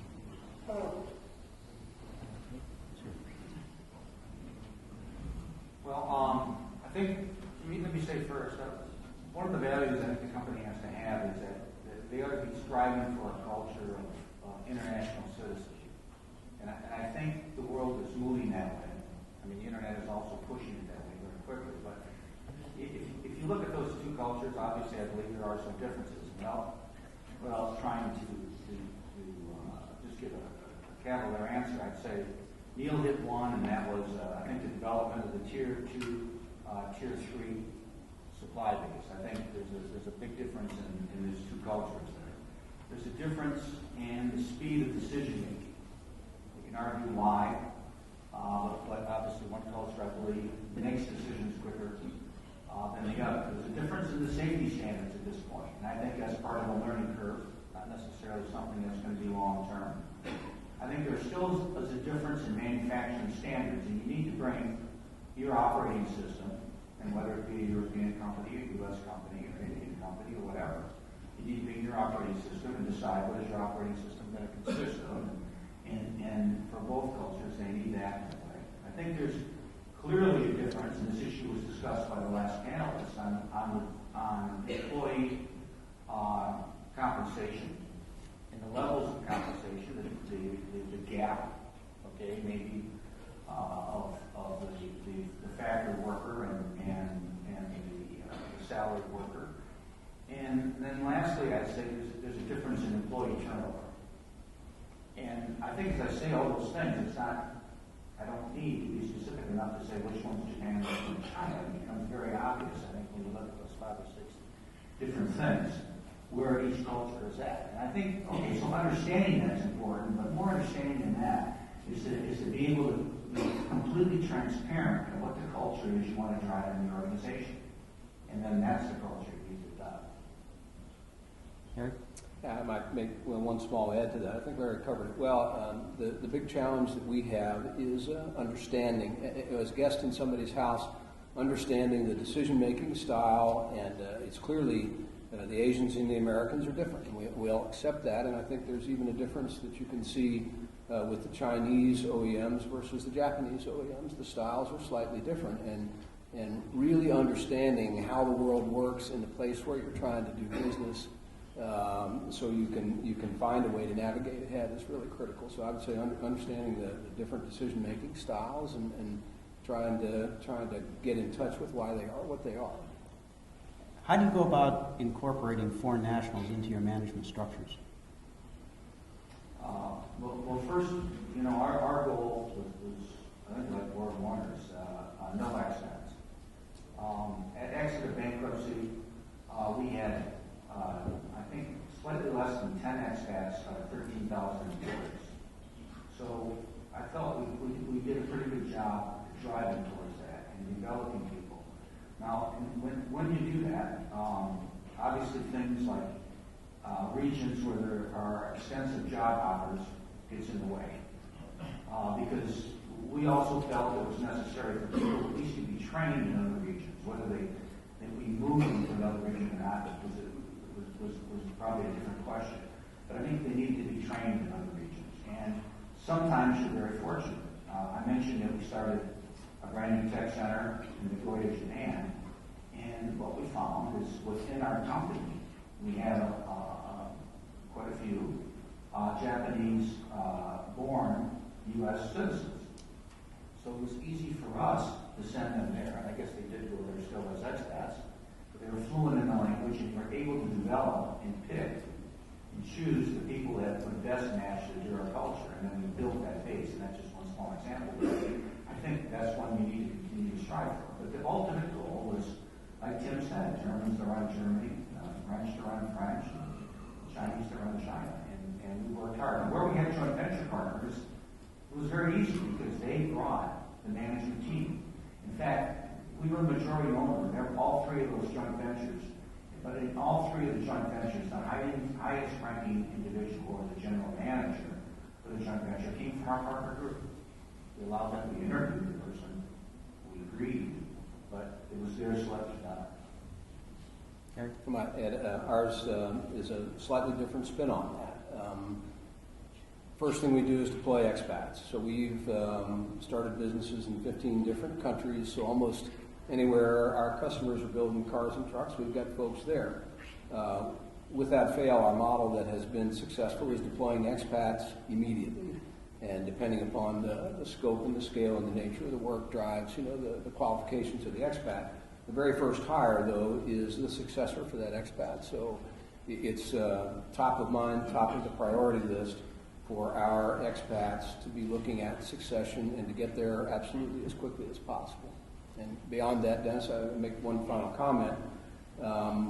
We sometimes will repatriate our expats, but there's always an ongoing connection, either in a board of management role or an advisory role, and the complexity of the nature of the business drives just how long the assignment is, but absolutely critical to get Germans in Germany, Chinese guys in China, and the like. We only have a few minutes, so I'd like to take any questions that we might have in the audience. Do you have any questions? Well, if not, then I have a couple more. For a Chinese investor looking to start an operation in the United States, what advice would you give to them to deal with the cultural differences that they're going to face in this country? Well, I think first is the relationship with three key groups. The first group is the customer group, and have you developed it already? Do you know the customer well? Can you continue to expand? What are the customer's wants and needs? What are the recommendations and ideas? And how transparent have you been to them in your plans? The second is, what does your tier 2, tier 3 base look like? Okay, have you, if the goal is just to export everything from someplace else, I think that's probably the wrong strategy. How are you going to develop it, if that's what you want to do? Or what suppliers do you know in the tier 2, tier 3 arena that can supply you to make you successful? And the third, and I'm not putting these in any order, by the way, I think they're all equally as important. The third is employee relationships. How are you going to manage the HR aspect? Do you have people that understand your corporate culture? Do they understand your human relations programs? Do you understand how to provide the competitive benefits? And maybe I'll add a fourth. And the fourth, and I think this was difficult, going the other way. It was always difficult for us to understand our competitors when we went to China. We really struggled with clearly understanding who we competing with. It seemed to move. And it was never as we anticipated when we launched. So I think understanding the competitor base is also important. So those four areas, I think, are important, that you understand it clearly and have a clear vision and strategy before you make a move. One simple add-on to a good answer. I am certain that for Chinese investors, the challenges of coming here are the same for us. Going there, spend your time focusing on picking the right people who have a chance to be successful in that assignment. Well, thanks, and that's all the time that we have, so would you please give a warm round of applause for 2 comments?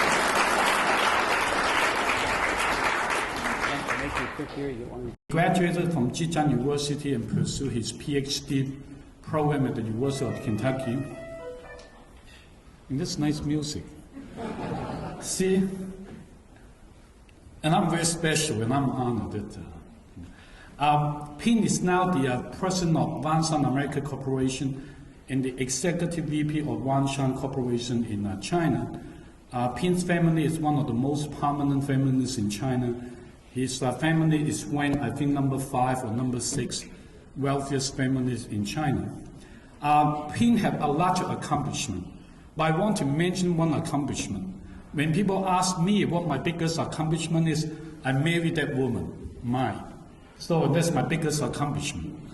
For P&E, when his son Ranger was born, Prescott Bush, our chairman, and I decided to elect Ranger to be the youngest member of the U.S.-China Chamber of Commerce. And we are honored to have the P&E's family to be part of the U.S.-China Chamber of Commerce. Ladies and gentlemen, please join me to welcome P&E President of Wansan America Corporation.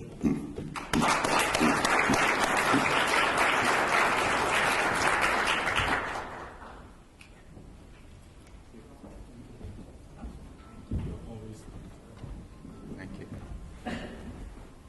Yeah, I saw the music was for me, in fact, and really appreciate this opportunity and to be very honored, have this chance here to represent another voice from China, I would say.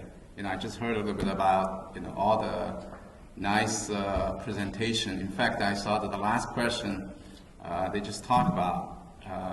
Probably, we will be the best one to give a little bit about, what our experience is.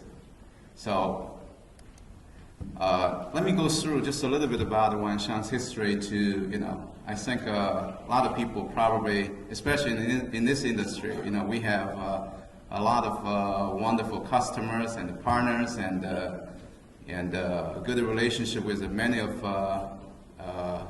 companies here today. So let me just be very brief. Basically, Wanshan was established back in 1969, and at that time, as everybody understands, the political environment was pretty tough for a private company to exist in China. And fortunately, Wanshan survived in the first 10 years until the economic reform taking place in China.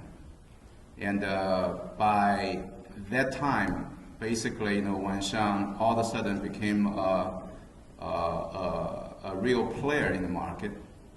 And frankly speaking, in fact, the first 10 years tough struggling really helped Wanshan to become a very strong company in terms of understanding of the competition, understanding how to survive in a very tough environment.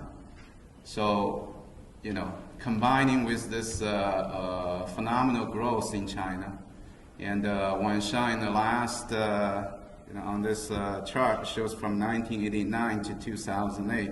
I apologize for this is not very clear in terms of color mixing together. But as you can see, basically this year is Wanshan's 39th anniversary. For 39 years, the successful record Wanshan maintained so far is every quarter we growed more than the last quarter.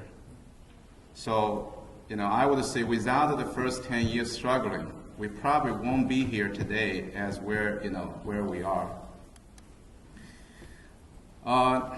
This is our roadmap, and Wanshan has tried to, make the company mission or slogan or philosophy or culture, whatever it is, try to keep it as simple as possible. And one of the way we summarize the company's growth is we add a zero every 10 years. As you can see, in the 1970s to the 80s to the 90s, we grow from basically tractor repair shop, or even worse than that, was the bicycle repair shop, to a multi-billion-dollar company. We consistently followed this trend in terms of every 10 years we add a zero on. Obviously, we need to add it to the right side of the equation. So that gave us a tremendous, basis for in today. I say, in the 1990s, when Wanshan became the largest auto parts company in China, that gave us tremendous in terms of the resources as well as the foundation to grow further beyond in terms of what we want to accomplish today in today's environment. And as we're always trying to debate among ourselves in China, I came here in 1992. I make one correction, I never finished my PhD degree. Still trying to work on it. But you know how to make money. That's more important. Yeah, that is correct to some degree. And making money isn't an easy job, I always say. Sharing money is the difficult job. And if you know how to share the money, then making money will become an easy job. So that's what I learned.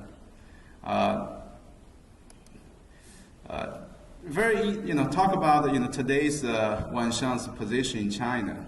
This is all I'm talking right now is more or less is about Wanshan in China, as a brief summary. Today, Wanshan is the largest auto parts company in China, and we also one of the obviously we have totally different system, in China versus here. Wanshan is also one of the top 120 enterprises that is listed by the central government in China. And however, in the today's environment, we believe for keep growing as what Wanshan did in the past history, we have to be more global. Obviously, this is everybody's desire, everybody's dream, everybody wants to do that. But for Wanshan, it's a matter of again, I'm talking about from an old. I always say this: Wanshan is a very old, young company, depending on the standard you are taking. But for Wanshan to stand in today's global market, if we want to further grow, we have to be globalized, just like everybody else. However, our approach is slightly different. This has been the objective, or if we have any strategy, in fact, I think early this year when Harvard Business School came to us to try to write up this case study, one of the fundamental questions they asked was, what is your strategy, or what is your plan? And my answer at that time was, I really did not have one. And it's kind of learning by doing and trying to see how do we position ourselves. I try to be very candid, we're not that smart. And 10 years ago, 15 years ago, could have figured out what could have happened today. In fact, 2 weeks ago, I didn't know the stock could be in today's situation. So the world has changed, and changed very quickly, frankly speaking. So our slogan, as I say, Wanshan is a very simple company, frankly speaking. And we try to keep it as simple as possible for our employee, for our customer, for our shareholder, for our business partner. So how do we approach this market? We are focusing on basically on the manufacturing. We're not an engineering company. I'm talking about the traditional automotive arena. We're not an engineering company. We're not a service company. We're not a marketing company. We are, I would say, not say it's terrible in this area, but we're not good in these areas. What we're trying to do is focus on the manufacturing side. And we understand, at least we think we understand, in today's global economy environment, you just simply cannot be the best in every area. You have to know who you are, what you're good at. So based on Wanshan's historical, reason, Wanshan has been focused on manufacturing side. We want to be the best in the world. We want to be the most efficient one, which will give us the cost advantage. And we want to be the most consistent one, so we can always have 0 ppm in front of our customer. That's a good sales tool, obviously. So that has been our focus, practical speaking, in the last 39 years. I show a couple of slides, as you can see, for example, this is where Wanshan originally started. In fact, our headquarters is still there. The city is called Hangzhou. It's a relatively small city in China. Again, that's by which standard? It has about 10 million people. So in that area, we have about 20 million square feet manufacturing facilities. However, as we are facing the same situation, China is changing very quickly as well. This area used to be a wonderful area for manufacturing, base, but may not be anymore. Just as we're experiencing the labor costs from here to Mexico or here to China, and same thing happened inside of China as well. This area, the labor cost is probably more than doubled than the inland China. So based on that, Wanshan is adjusting itself very quickly. Now this area represents about 20% of Wanshan's total manufacturing capability in China. And we moved very fast to the inland and the north and the south part of China to be, as somebody said, to be closer to the customer and to take advantage to be more efficient in that area. And this is just the slide shows, the traditional Wanshan auto parts business.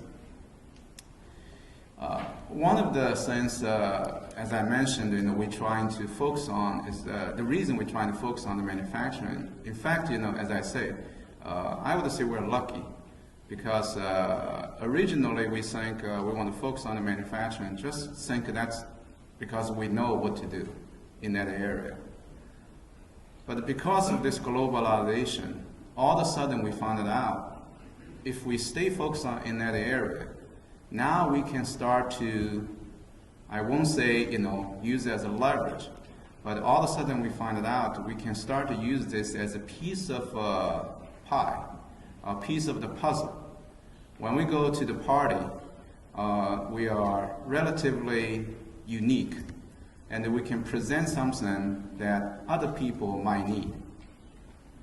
Follow that thinking, and coming back to this is an example of, this is the plan we built for a Korean company, for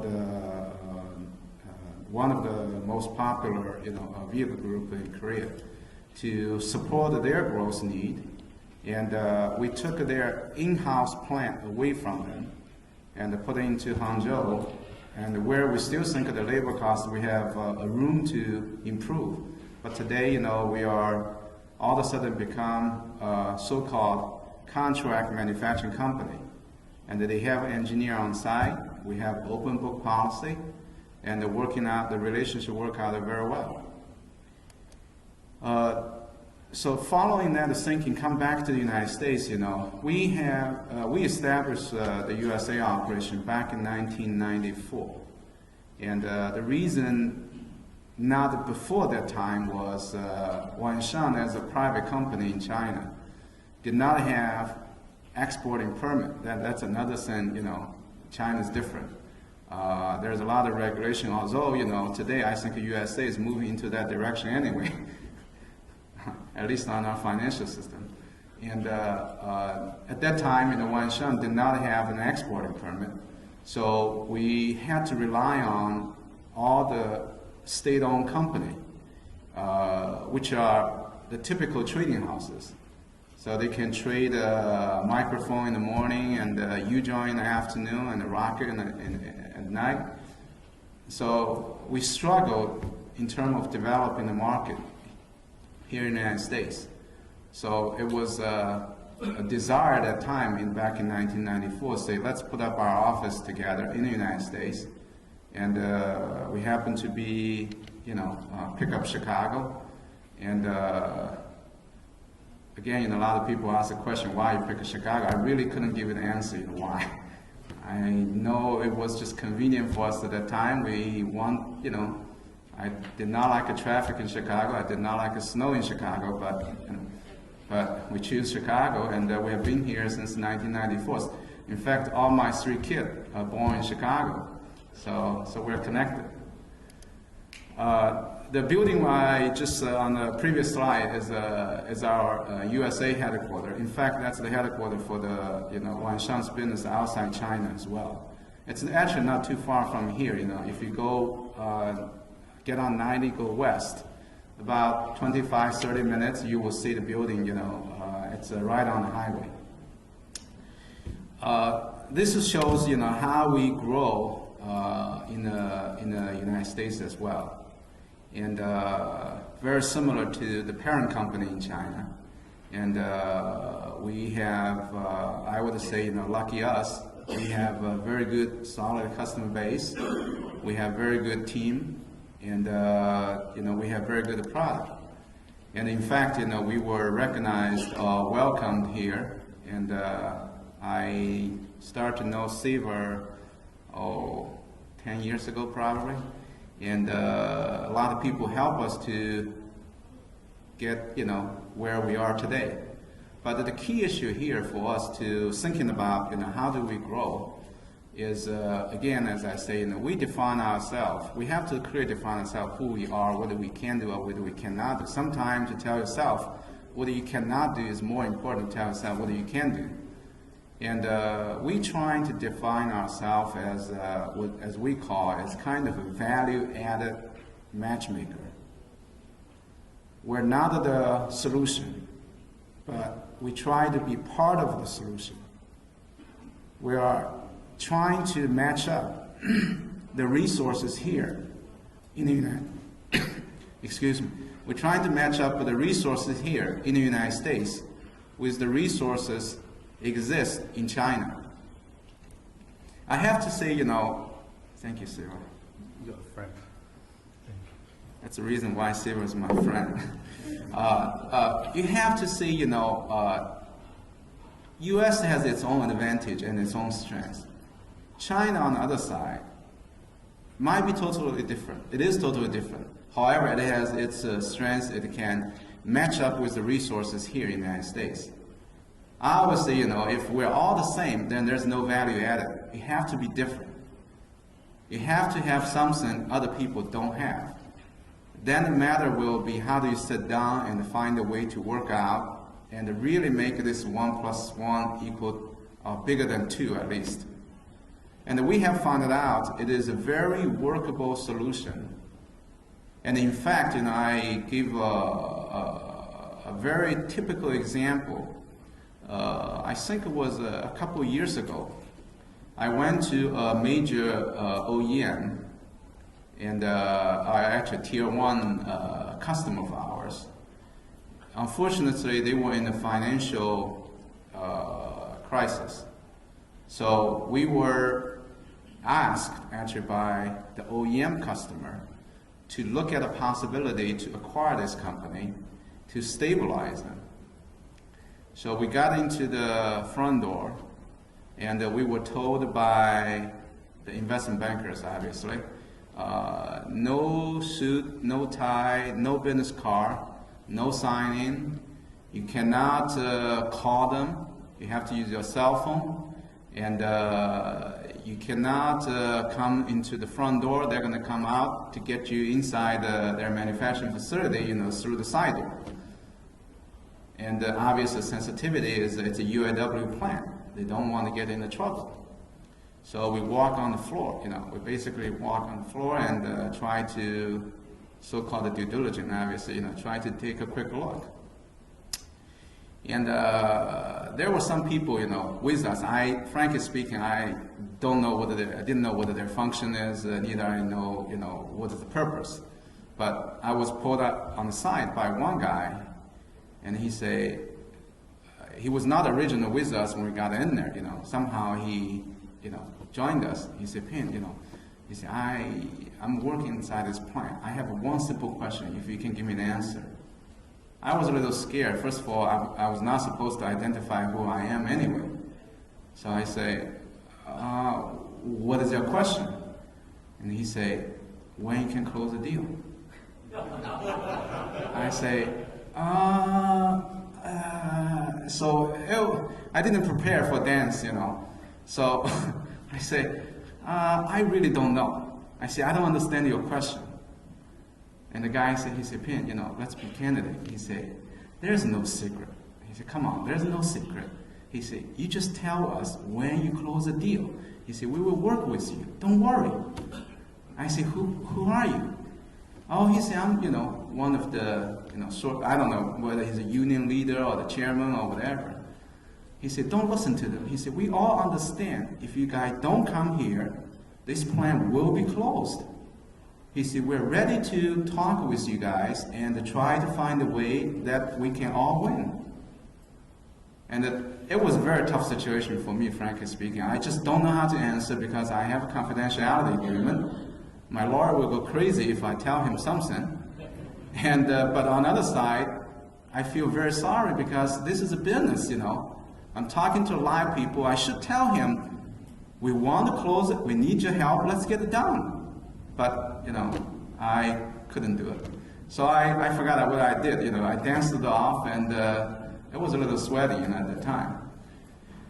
Anyway, so this is just as an example. And we have been asked by customers or customers' customers to, for example, we've been asked for one OEM to look at 2 of their vendors who went into trouble financially.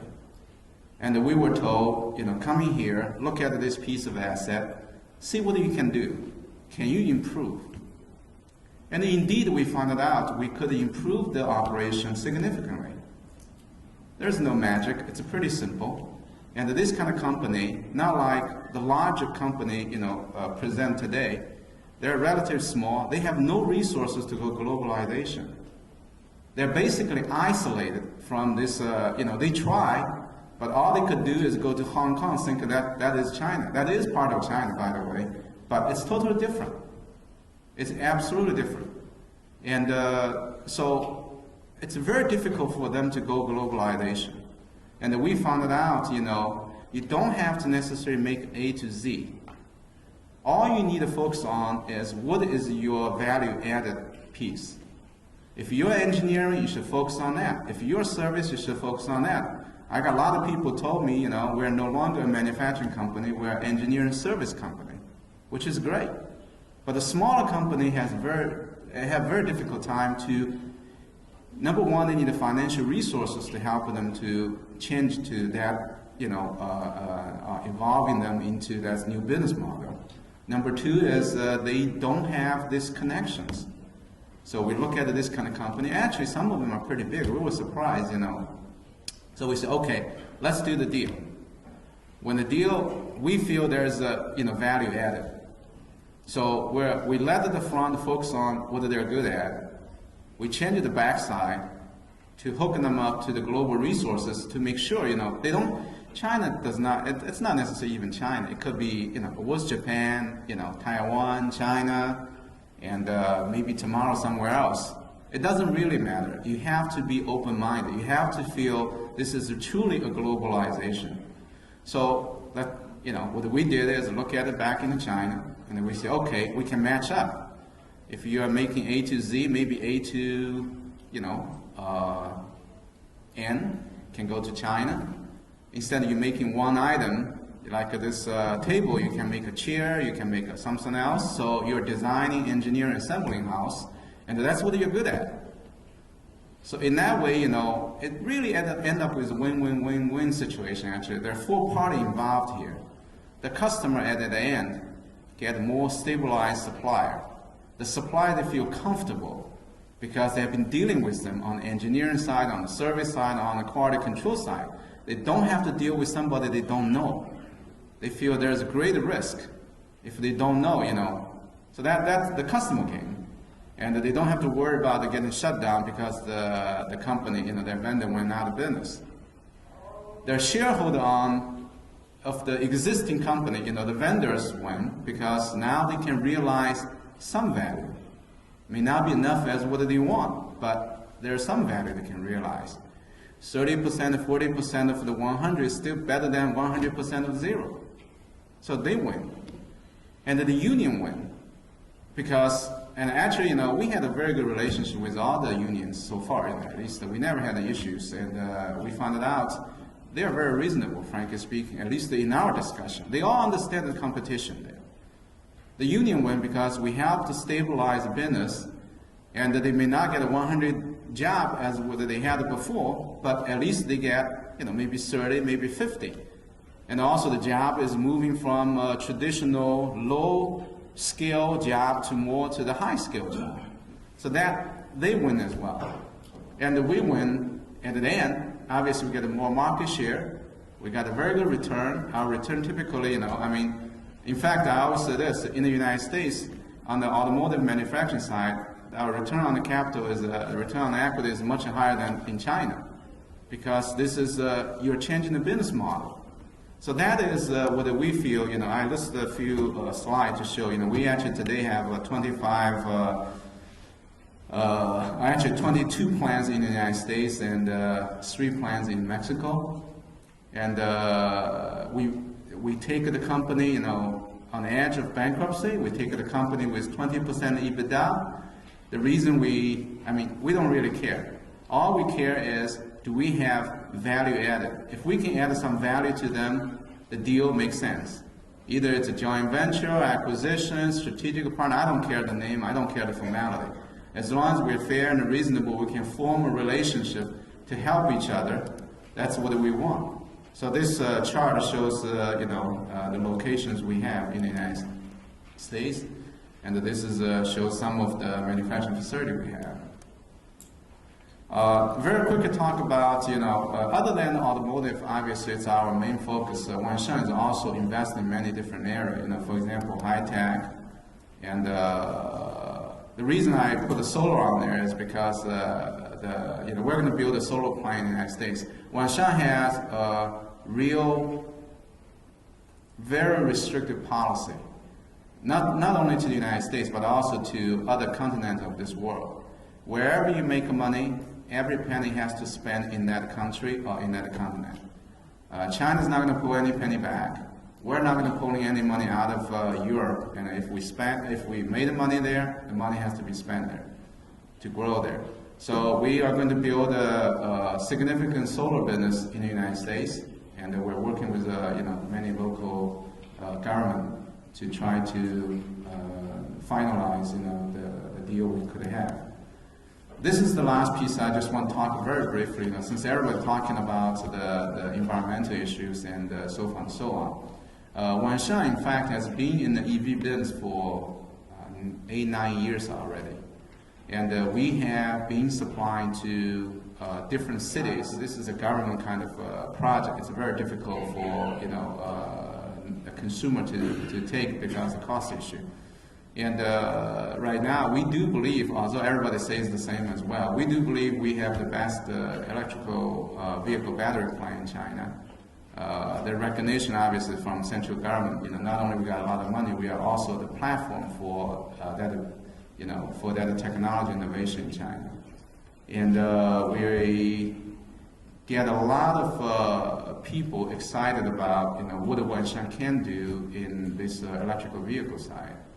But again, our approach is a little different from the vehicle group. Our approach will be focusing on battery, the motor, and the electrical control system.